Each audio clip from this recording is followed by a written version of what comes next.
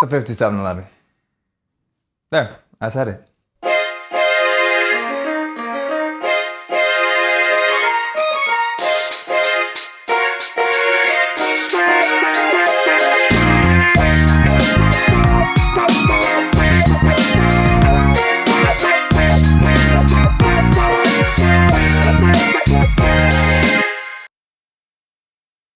Hi everyone and welcome to Shah Lusso. And first off, I do need to say, if you really want a 5711, you love it for its design, its history, it's just a watch you have to have and you have the money to do it, of course, don't let me be the one to stop you. But if you want a stainless steel sports watch from Patek Philippe that properly embodies, in my view at least, the spirit of what the brand is, then you have to at least consider the 5960. Now, on the face of it, you might think I'm a bit crazy saying that this embodies the spirit of Patek Philippe. But if you look at it, for one thing, it's 40.5 millimeters by 13.5 millimeters thick, and it's a steel sports chronograph. Not really off to the greatest start if we're talking about something that seems like it's typical Patek. However, looking at those dimensions, for one thing, you need to bear in mind this watch was introduced in 2014. Panerais Nublots were still happily in 45s and 48 millimeters. This was coming in at 40. On top of that, even if 40.5 seems too big, look at this watch, look at its precious metal equivalents that are all on leather straps. This is perfectly at home on a leather strap, despite having a very nice, elegant, all steel polished bracelet. It's definitely as understated as the majority of Patek Philippe's are.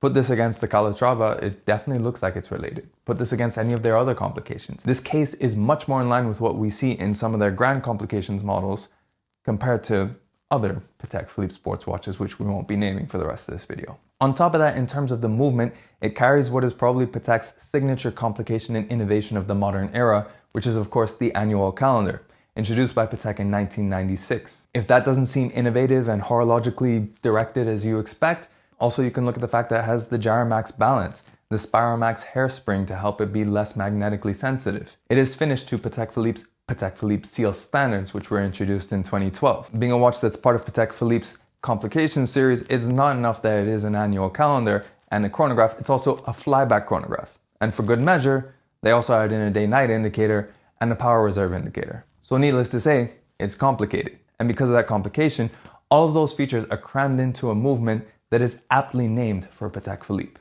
This isn't a 4130 or a 9500. You know, those are the types of easy to remember names that come from mass market brands like Rolex and Omega. Oh no, please. This is the Patek Philippe caliber CH28 520 IRM QA 24H. If ever you thought it was difficult enough to remember a reference number, try quoting a Patek Philippe caliber number.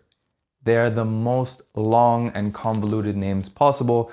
Admittedly though, they are also all the French equivalents of saying what that particular caliber is, but it does make for fun things when you're quoting these off of a spec sheet. So in terms of both the design and the movement, this is already much more in line with what we're used to seeing with Patek.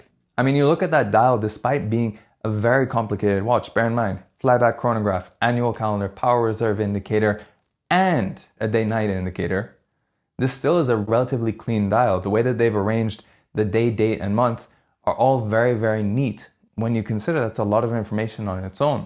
Having the chronograph all go into the one counter at the 6 o'clock, it just looks extremely clean. This is something that easily would have been spread out amongst 3 or 4 different counters when you include the annual calendar function. The day-night indicator is nicely centered. The power reserve indicator you barely notice just sitting above the Patek Philippe marquee at 12 o'clock.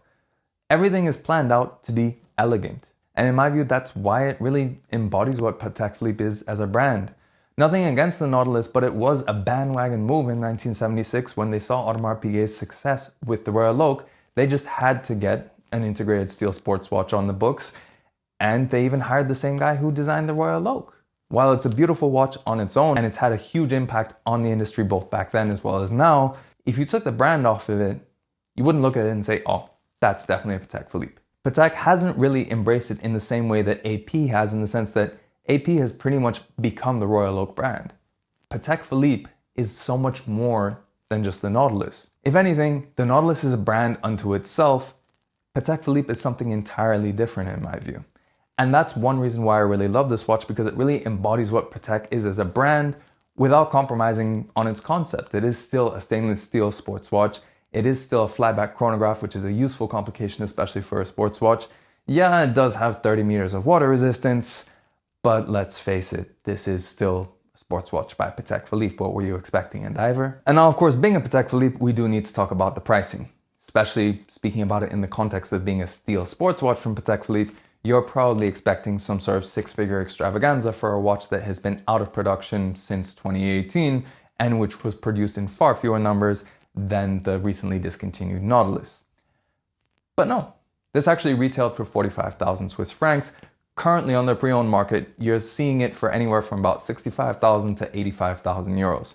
Now that isn't cheap by anyone's standards, but when you consider all that you're getting within it and compare that to something like a Nautilus, even just a basic 300 Nautilus 5711, this suddenly sounds like really great value at 65,000 euros. And even when you compare it to its successor, the 5905, that retails for about 57,000 euros. Of course, being a steel Patek Philippe, it's much harder to get than just at retail.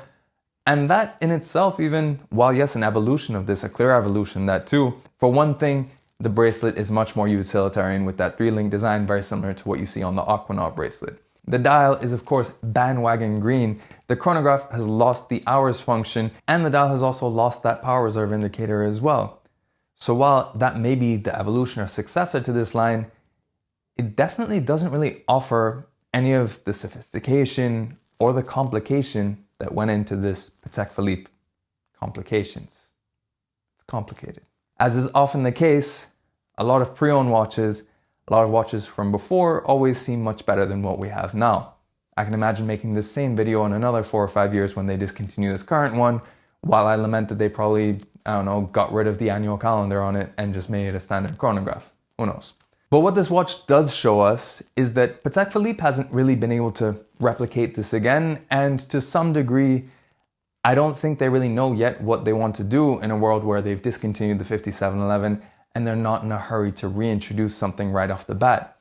Terry Stern has always talked about the fact that he doesn't want Patek Philippe just to become the Nautilus company. They want to keep steel sports watches as the minority in their production, not the majority, despite the fact they could easily sell them. And the 5960 to me shows a little bit of, I guess, a what if. What if Patek Philippe had never made the Nautilus? I think this is the type of watch they would have made much sooner.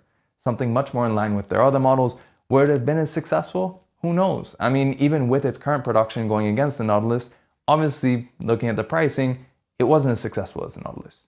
But I love these what-if watches, these watches that show the times that companies do take a little bit of a test in a different direction. Even if they don't end up committing fully, it still shows a different perspective on the brand. Things like this, things like the Hublot Classic Fusion Ultra Thin, with that showing what happens if Hublot actually put a bit more effort in terms of making the Classic Fusion much more horologically interesting. Or something like the Omega Speedmaster 50th Anniversary Edition that had the Piguet-based caliber with the coaxial, instead of them staying with the 1861, and now we have the 3861. These little windows into different attempts, different ideas, I love that some of these make it to production, and for me at least, these are the more interesting ones than the ones that end up going mainstream and becoming the bread and butter for different brands. And at this point, I'd really like to thank chronext for lending in this watch, because this is something that isn't easy to come by. Production numbers are much lower than the Nautilus, and of course, because it's not as insanely hyped, you don't find these trading hands as often, which means in general, they're much harder to find, even harder if you want to get them lent in.